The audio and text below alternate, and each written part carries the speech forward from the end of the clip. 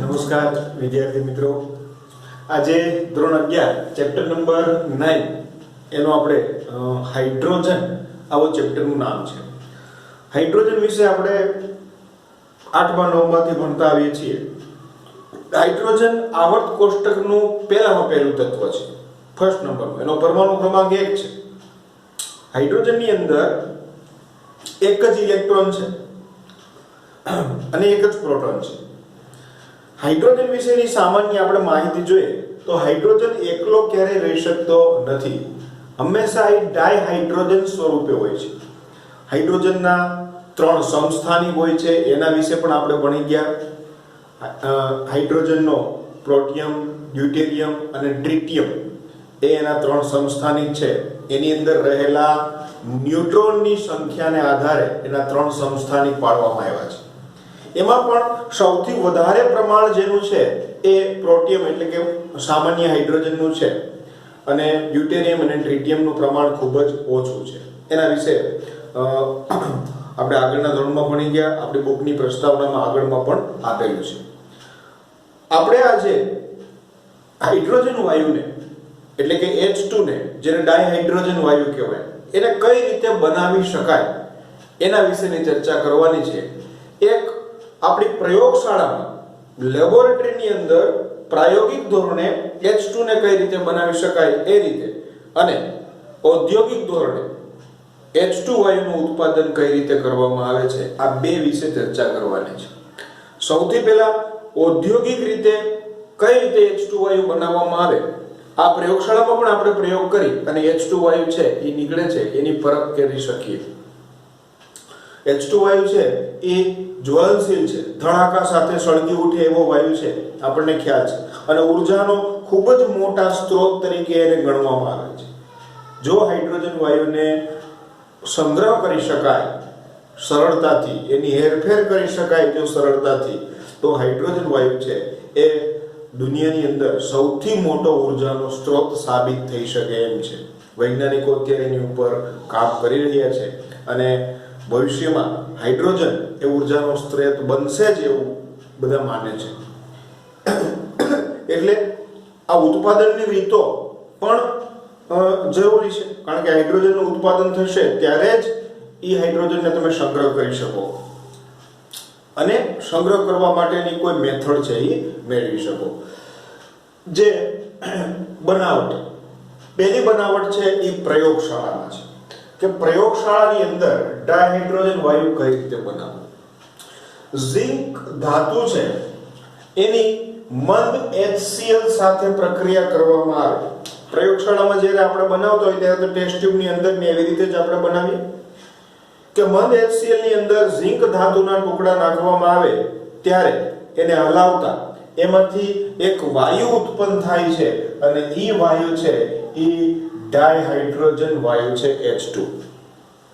જ્યારે તમે તે દિવાસળી કે રાખો ને તો એ ઝડપથી સળગી ઉઠે છે અને એ એની સાબિતી કરે છે કે એમાંથી નીકળતો વાયુ છે એ ડાયહાઇડ્રોજન વાયુ છે. પહેલી પ્રક્રિયા ઝિંક ધાતુની, એટલે કે ઝિંક ધાતુના જે ટુકડા છે એને તમે HCl, મંદ HCl ની અંદર નાખો એટલે તમને ડાયહાઇડ્રોજન વાયુ મળે છે. સિમ્પલ પ્રક્રિયા, પ્રયોગશાળામાં થઈ શકાય એવી છે. બીજી પ્રક્રિયા ઝિંક ધાતુને આલ્કલાઇન એટલે કે બેઝિક માધ્યમની અંદર જ્યારે પ્રક્રિયા કરવામાં આવે એની વચ્ચે, ત્યારે એમની વચ્ચે સોડિયમ ઝિંકેટ, આનો Na છે એ Zn અને ઓક્સિજન સાથે જોડાય અને સોડિયમ ઝિંકેટ બનાવે છે, Na2ZnO2, જેને કહેવાય સોડિયમ ઝિંકેટ, અને ડાયહાઇડ્રોજન વાયુ છે એ દૂર થાય છે. તો આ બીજી રીત, આ પણ પ્રયોગશાળાની અંદર બનાવી શકાય, કારણ કે આ બંને વસ્તુઓ છે એ સરળતાથી મળી શકે. ઝિંક ધાતુના ટુકડા અને બેઝિક NaOH એટલે કે બેઝ, એમાંથી સોડિયમ ઝિંકેટ બને અને બીજું છે H2 વાયુ છે એ ઉત્પન્ન થાય. પ્રયોગશાળાની અંદર આ બે પદ્ધતિઓથી સરળતાથી ડાયહાઇડ્રોજન વાયુ છે એ બનાવી શકાય છે. એના પછીની જે વાત છે એ વ્યાપારિક ધોરણે, એટલે બજારની અંદર જે H2 વાયુ મળે છે એ કઈ રીતે મેળવવામાં આવે, કારણ કે ત્યાં તો વધારે પ્રમાણમાં H2 વાયુની જરૂર પડતી હોય અને એ વ્યાપારિક ધોરણે કઈ રીતે H2 વાયુ મેળવવામાં આવે તો એની આપણે 4 પદ્ધતિઓ ભણવાની છે. સૌથી પહેલી પદ્ધતિ છે H2O ના વિદ્યુત વિભાજનથી. H2O ના વિદ્યુત વિભાજનથી. તો તમારા માટે આ શબ્દ બહુ પરિચિત નહીં હોય. વિદ્યુત વિભાજન એટલે શું? તમે મેં આકૃતિ દોરીને બતાવવાનો પ્રયાસ કર્યો છે કે કોઈ પણ એક બીકરની અંદર તમે પ્રવાહી લ્યો છો, એમાં બે સળિયા ડુબાડો ધાતુના જે વિદ્યુત ધ્રુવ તરીકે કામ કરે છે, એક એનોડ હોય અને બીજો છે ઈ કેથોડ હોય. એને બેટરી વડે પાવર આપો અને એ દ્રાવણમાંથી આયનો છૂટા પડે, ઇલેક્ટ્રોનની આપ-લે થઈ અને એનોડ અને કેથોડ ઉપર કોઈ વાયુ અથવા એની ઉપર જમા થાય ધાતુ, તો આ પ્રક્રિયા જે આખી છે એને વિદ્યુત વિભાજન કહેવામાં આવે છે. આમ તો શબ્દ જ એવો છે, વિદ્યુત વડે આનું વિભાજન. વિદ્યુત વડે આ દ્રાવણનું વિભાજન એટલે કે વિદ્યુત વિભાજન. પહેલી પ્રક્રિયા લીધી છે આપણે H2O. આની અંદર ભરેલું છે H2O, એસિડિક H2O અથવા તો બેઝિક H2O. H2O વિદ્યુત વિભાજન એસિડિક અથવા તો બેઝિક H2O. જ્યારે એનોડ અને કેથોડ બે સળિયા એમાં ડુબાડવામાં આવે, વિદ્યુત પ્રવાહ પસાર કરવામાં આવે એટલે આ H2O નું વિભાજન થાય છે. કેમાં? તો કે H2 અને O2 ની અંદર. તો આ રીતે આપણે H2 વાયુ છે એ મેળવી શકીએ. કેથોડ ઉપર H2 વાયુ મળે અને એનોડ ઉપર O2 વાયુ મળે. તમે Cl2 તો બીજા નીચેની પ્રક્રિયા માટે લખો છો. ઓકે, તો વિદ્યુત વિભાજન શું છે એ ખ્યાલ આવી ગયો. વિદ્યુત વડે વિભાજન થાય છે. અહીંયા પાણીનું વિદ્યુત વિભાજન કર્યું. પાણી કેવું હોવું જોઈએ? કાં તો એસિડિક કે બેઝિક, તો જ એમાં હાલે. નહીંતર ન્યુટ્રલ હોય ને તો વિદ્યુત પ્રવાહ પસાર થઈ શકે નહીં, એટલા માટે. ઓકે, અતિ શુદ્ધ, તમારે ખૂબ જ વધારે શુદ્ધતા વાળો H2 વાયુ મેળવવો હોય તો બેરિયમ હાઇડ્રોક્સાઇડ ની મદદથી જો વિદ્યુત વિભાજન કરવામાં આવે, નિકલ વિદ્યુત ધ્રુવની મદદથી, તો અતિ શુદ્ધતા વાળો લગભગ 99.95% થી વધારે શુદ્ધતા વાળો H2 વાયુ છે એ મેળવી શકાય છે. કોની મદદથી? તો કે બેરિયમ હાઇડ્રોક્સાઇડ BaOH ટ્વાઇસ એને આમાં ભરવાનું પાણીની જગ્યાએ, અને નિકલ આ જે ધ્રુવ છે સળિયા એ નિકલ વિદ્યુત ધ્રુવના રાખવાના. પછી એમાં વિદ્યુત પ્રવાહ પસાર કરો એટલે તમને H2 વાયુ મળે છે. અને ઈ H2 વાયુની શુદ્ધતા છે એ અતિ શુદ્ધ 99.95% કરતા પણ વધારે શુદ્ધતા વાળો H2 વાયુ છે એ મેળવી શકાય છે. તો બે પ્રક્રિયા છે, પેલું પાણીનું વિદ્યુત વિભાજન, બીજું બેરિયમ હાઇડ્રોક્સાઇડ નું વિદ્યુત વિભાજન નિકલ વિદ્યુત ધ્રુવો વડે. વિદ્યુત વિભાજન શું છે એ ખબર પડી ગઈ. હવે ત્રીજી પદ્ધતિ બ્રાઇન વોટર એટલે કે દરિયાનું પાણી. દરિયાના પાણીમાંથી પણ H2 મેળવી શકાય છે અને આ કારણે જ હાઇડ્રોજન છે ને એને ભવિષ્યનો મોટામાં મોટો સ્ત્રોત ગણવામાં આવે છે. કારણ કે દરિયાનું પાણી તો પુષ્કળ છે. આપણને ખ્યાલ છે કે પૃથ્વીના 3 ભાગમાં પાણી છે, 1 ભાગમાં જમીન છે. ઈ આખું દરિયાનું પાણી છે, ઈ દરિયાના પાણીમાંથી H2 વાયુને ઉત્પન્ન કરી શકાય. તો એ તો પુષ્કળ પ્રમાણમાં થઈ શકે અને સસ્તામાં થઈ શકે, પણ એનો જે સંગ્રહ કરવો ને એ મુશ્કેલ છે. એના ઉપર વૈજ્ઞાનિકો અત્યારે કામ કરી રહ્યા છે કે એની અંદર કોઈ એવો બીજો વાયુ મિક્સ કરવામાં આવે, બીજો પદાર્થ મિક્સ કરવામાં આવે કે જેથી એને સ્ટેબલ બનાવી શકાય અને એને કોઈ પાત્રની અંદર ભરી શકાય. જેમ કે આપણે LPG ની અંદર બીજા મર્કેપ્ટન ને એવા પદાર્થો ભેળવવામાં આવે છે કે જેનાથી એની સ્મેલ આવી શકે એટલે આપણને ખબર પડે. તો એવી રીતે H2 વાયુ માટે પણ એવા સોલ્યુશન અત્યારે વૈજ્ઞાનિકો શોધી રહ્યા છે કે જેથી એને સંગ્રહ કરી શકાય. કારણ કે મેળવી તો શકાય પુષ્કળ, અને જો એનો સંગ્રહ થઈ જાય તો એમાંથી પુષ્કળ પ્રમાણમાં ઉર્જા મળે છે. અને ભવિષ્યમાં હાઇડ્રોજનથી ચાલતી કાર પણ તમને જોવા મળે તો નવાઈ નહીં. હાઇડ્રોજન તમે કોઈ પણ જગ્યાએ ઇન્ડસ્ટ્રીમાં પણ બળતણ તરીકેનો ઉપયોગ થતો જોવા મળે. ઓકે, તો બ્રાઇન વોટર એટલે કે દરિયાનું પાણીનું વિદ્યુત વિભાજન જ્યારે કરવાનું હોય ત્યારે આની અંદર દરિયાનું પાણી લેવાનું, બે વિદ્યુત ધ્રુવો ડુબાડવાના, વિદ્યુત પ્રવાહ બેટરી વડે પસાર કરવાનો. આ નિશાની છે ને બેટરીની છે. વિદ્યુત પ્રવાહ પસાર કરવામાં આવે ત્યારે એનોડ ઉપર Cl2 વાયુ મળે છે અને કેથોડ ઉપર H2 વાયુ મળે છે. તમે અંદર દરિયાનું પાણી નાખ્યું ને એટલે એની અંદર NaCl પણ હશે.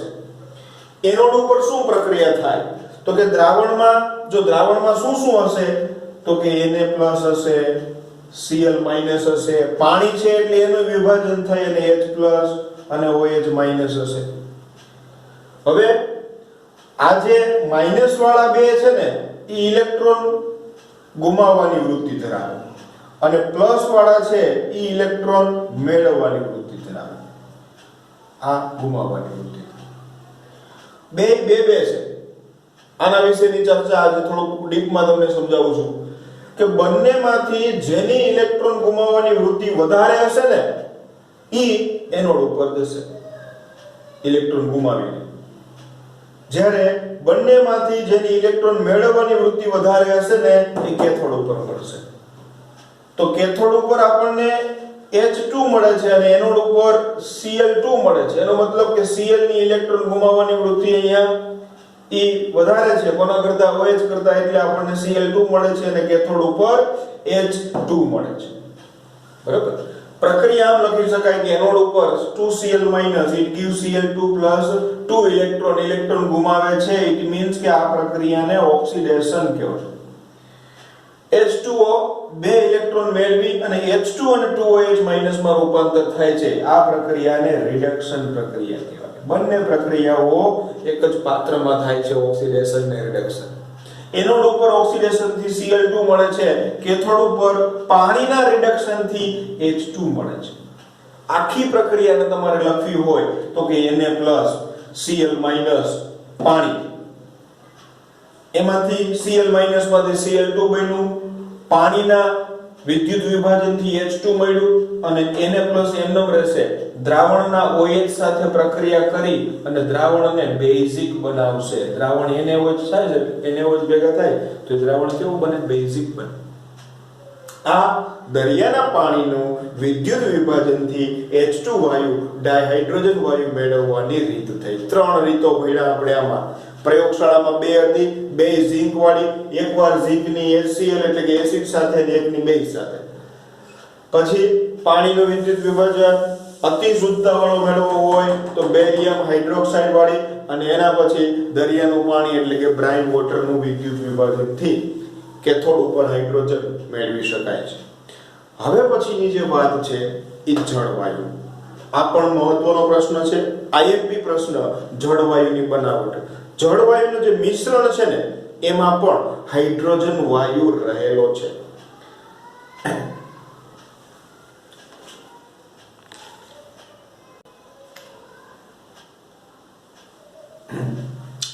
જળવાયુ કે CO plus H2 ની બનાવટ CnH2n+2 plus NH2O. આવા હાઇડ્રોકાર્બન, આને હાઇડ્રોકાર્બન કહેવાય. કાર્બન અને હાઇડ્રોજનનું જે સંયોજન છે એને હાઇડ્રોકાર્બન કહેવાય. હાઇડ્રોકાર્બનની પાણી સાથેની પ્રક્રિયા કરવામાં આવે નિકલ ઉદ્દીપકની હાજરીમાં 1270 કેલ્વિન ખૂબ ઊંચા તાપમાને, તો એમાંથી CO એટલે કે કાર્બન મોનોક્સાઇડ અને H2 મળે છે. N અહીંયા જેટલા પાણીના અણુ લીધા હોય એટલા જ તમને CO મળે અને 2n+1 એટલે H2 મળે છે. એનું એક સામાન્ય સૂત્ર આપી દીધેલું છે. ફોર એક્ઝામ્પલ આપણે મિથેન લઈ લઈએ. મિથેનની પાણી સાથે દહન પ્રક્રિયા કરવામાં આવે 1270 કેલ્વિન તાપમાન અને નિકલ ઉદ્દીપકની હાજરીમાં, તો એમાંથી CO+3H2 મળે છે. જો કાર્બન કેટલા છે તો 1 એટલે 1 CO મળ્યા, બરોબર. પછી 2n+1 એટલે 2 * 2 + 1 એટલે 3H2 3H2 મળે છે. આ જે મિશ્રણ છે ને CO+3H2O જેને જળવાયુ કહેવામાં આવે, આ મિશ્રણને જળવાયુ કહેવાય. પરીક્ષાની અંદર ખાસ મહત્વનો પ્રશ્ન, જળવાયુ એટલે શું? તો કે CO પ્લસ H2 ના મિશ્રણને જળવાયુ કહે છે. જળવાયુ કઈ રીતે બનાવવામાં આવે? તો હાઇડ્રોકાર્બનની પાણી સાથેની 1270 કેલ્વિન તાપમાને નિકલ ઉદ્દીપકની હાજરીમાં પ્રક્રિયા કરો ત્યારે CO પ્લસ 3H2 બને છે અને આ મિશ્રણને જળવાયુ કહેવાય. આ જળવાયુના બીજા બે નામ પણ છે અને શું કામે છે એના વિશે ચર્ચા કરીએ. આ જળવાયુનો ઉપયોગ છે ને એ બીજા ઘણા બધા સંયોજનોના ઉત્પાદનમાં પ્રારંભિક પદાર્થ તરીકે ઉપયોગી થાય છે, એટલે કે એના સંશ્લેષણમાં ઉપયોગી છે. એટલે એને સંશ્લેષિત વાયુ, સંશ્લેષણ એટલે બનાવવું, સંશ્લેષિત વાયુ પણ કહેવામાં આવે છે. જો કે જળવાયુનું મિશ્રણ મિથેનોલ અને અનેક હાઇડ્રોકાર્બનના સંશ્લેષણ એટલે કે બનાવટમાં ઉપયોગી છે અને તેથી તેને સંશ્લેષિત વાયુ, સંશ્લેષિત વાયુ અથવા તો એનું બીજું નામ સિનગેસ પણ કહેવામાં આવે છે. પહેલું નામ સંશ્લેષિત વાયુ, બીજું નામ સિનગેસ અને હજી એનું મૂળ નામ એ જળવાયુ. આ ત્રણેય એટલે એક જ CO પ્લસ H2 નું મિશ્રણ કે જેને સંશ્લેષિત વાયુ, જળવાયુ કે સિનગેસ કહેવામાં આવે. હવે કોલસામાંથી H2 વાયુ એટલે કે હાઇડ્રોજન વાયુ મેળવવાની જે પદ્ધતિ છે ને એને કોલ ગેસિફિકેશન કહે છે. પરીક્ષાની અંદર આ પ્રશ્ન પણ પૂછાય છે. કોલ ગેસિફિકેશન એટલે શું? જળવાયુ જ મેળવવો છે, બરાબર છે, સિનગેસ જ મેળવવો છે, પણ કેમાંથી? તો કે કોલસામાંથી. કોલસામાંથી સિનગેસ બનાવવાની પ્રક્રિયાને કોલ ગેસિફિકેશન કહે છે. કોલસો લેવાનો, કાર્બન, એની પાણી સાથે પ્રક્રિયા કરવાની 1270 કેલ્વિન તાપમાને, એટલે એમાંથી CO plus H2 carbon monoxide અને ડાયહાઇડ્રોજન વાયુ મળે છે. આ મિશ્રણને જળવાયુ કહેવાય છે અને કોલસામાંથી જળવાયુ મેળવવાની પદ્ધતિને કોલ ગેસિફિકેશન કહે છે. હવે તમારે H2 વાયુનું ઉત્પાદનને વધારવું છે, વધારે ઝડપથી H2 વાયુ મેળવવો છે, તો એમાં એક આયન ક્રોમેટ ઉદ્દીપક જો ઉમેરવામાં આવે, આ CO પ્લસ H2O એટલે કે કાર્બન મોનોક્સાઇડની પાણી સાથે પ્રક્રિયા કરો, આયન ક્રોમેટ ઉદ્દીપકની હાજરીમાં 673 કેલ્વિન તાપમાને, તો વધારે પ્રમાણમાં H2 વાયુ છે એ મેળવી શકાય, એટલે કે CO2 પ્લસ H2. અહીંયા આ જે CO2 પ્લસ H2 છે એમાંથી CO2 ને દૂર કરવો હોય તો સોડિયમ આર્સેનાઇડના દ્રાવણમાંથી પસાર કરતા CO2 વાયુ દૂર થાય છે. આ એકવાર પરીક્ષામાં પૂછાયેલો છે કે વધારે આમાંથી CO2 ને દૂર કરવો હોય તો કયા દ્રાવણમાંથી પસાર કરવો પડે? તો કે સોડિયમ આર્સેનાઇડ એટલે કે CO2 છે એ એમાંથી દૂર થઈ જશે અને માત્ર આપણને શું મળશે? H2. સરળતાથી H2 મેળવી શકાય. આ ભાઈ દૂર થઈ જાય એટલે H2 મળે. એટલે કે CO2 પ્લસ H2 ના મિશ્રણમાંથી જો આપણે વધારે પ્રમાણમાં H2 વાયુ મેળવવો હોય તો સોડિયમ આર્સેનાઇડના દ્રાવણમાંથી પસાર કરતા CO2 દૂર થઈ જાય અને H2 છે એ મળે છે. ઓકે, હવે આ જે પ્રક્રિયા છે સોડિયમ આર્સેનાઇડમાંથી પસાર કરવું, એ પ્રક્રિયાને જળવાયુ સ્થાનાંતર કહેવાય. એટલે કે જળવાયુને તમે સોડિયમ આર્સેનાઇડમાંથી પસાર કરો, એમાંથી CO2 દૂર થઈ જાય અને જે H2 મળે એ પ્રક્રિયાને જળવાયુ સ્થાનાંતર કહેવાય.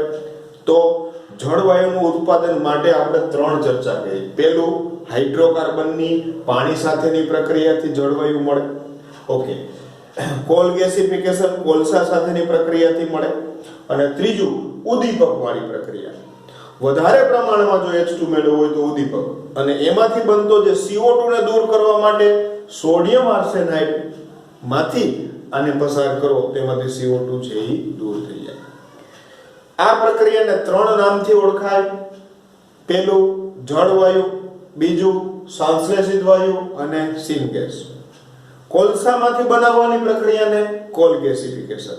અત્યારે હાલના સમયમાં H2 વાયુનું ઉત્પાદન છે ને એ ઔદ્યોગિક રીતે સૌથી વધારે પેટ્રો રસાયણમાંથી, એટલે આપણને ખબર છે કે ઓલા પેટ્રોલિયમમાંથી 77% છે ને એ પેટ્રોલિયમમાંથી બનાવવામાં આવે છે.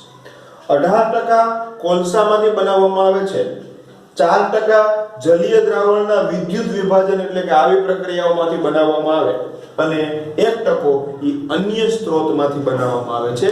એટલે આપણે જે બીજું જોયું ને કે પાણીનું બેરિયમ હાઇડ્રોક્સાઇડ એ અલગ અલગ બીજી પદ્ધતિઓથી બનાવવામાં આવે છે. સૌથી વધારે પેટ્રો રસાયણ 77%, કોલસામાંથી 18%, જલીય દ્રાવણના વિદ્યુત વિભાજનથી 4% અને અન્ય પ્રક્રિયાઓ દ્વારા 1% થી બનાવવામાં આવે છે.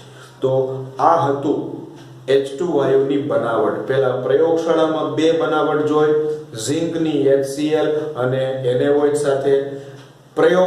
ઔદ્યોગિક રીતે આપણે આમ તો 4 બનાવટ જોઈ. પહેલા પાણીનું વિદ્યુત વિભાજન, શુદ્ધ અતિ શુદ્ધ મેળવવું હોય તો બેરિયમ હાઇડ્રોક્સાઇડનું નિકલ વિદ્યુત ધ્રુવની હાજરીમાં વિદ્યુત વિભાજન, ત્રીજું દરિયાના પાણીનું એટલે કે બ્રાઇન વોટરનું વિદ્યુત વિભાજન અને ચોથું હાઇડ્રોકાર્બનની પાણી સાથેની પ્રક્રિયા.